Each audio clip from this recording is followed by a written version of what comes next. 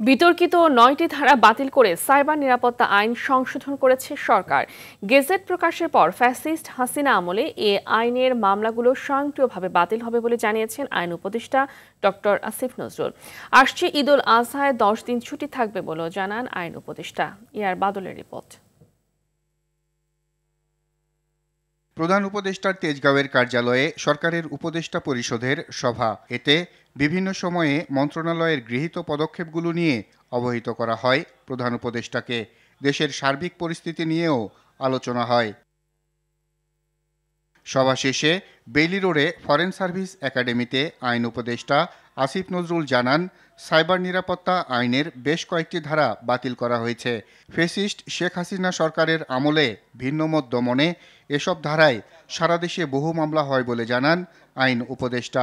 এবং এই আগের যে আইনটা ছিল ডিজিটাল সিকিউরিটি অ্যাক্ট, সেখানকার 9টা ধারা বাতিল করা হয়েছে এবং এই 9টা ধারাই ছিল কুখ্যাত ধারা। এই ধারাগুলোতে 95% মামলা দায়ের হয়েছিল। এই মামলাগুলো এখন স্বয়ংক্রিয়ভাবে বাতিল হয়ে যাবে। ইন্টারনেটকে নাগরিক অধিকার হিসাবে স্বীকৃতি দেওয়া হয়েছে।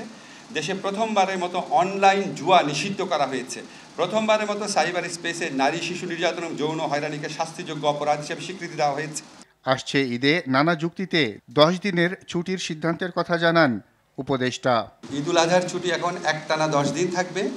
আর আমরা এই ছুটিতে সরকারি কার্যক্রম যেন ব্যাহত না হয়, এই জন্য এক্সট্রা 2টা শনিবার সরকারি অফিস খোলা থাকবে।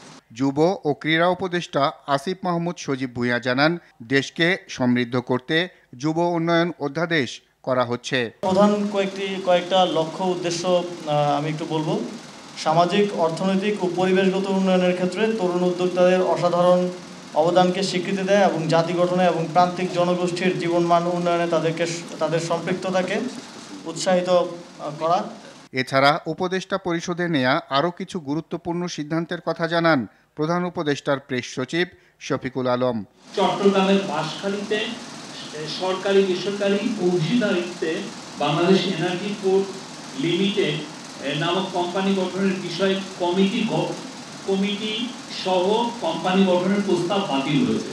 এটা বেক্সিমকো এবং একটা মর্টার একটা কোম্পানি। আর বাদল, RTV, ঢাকা।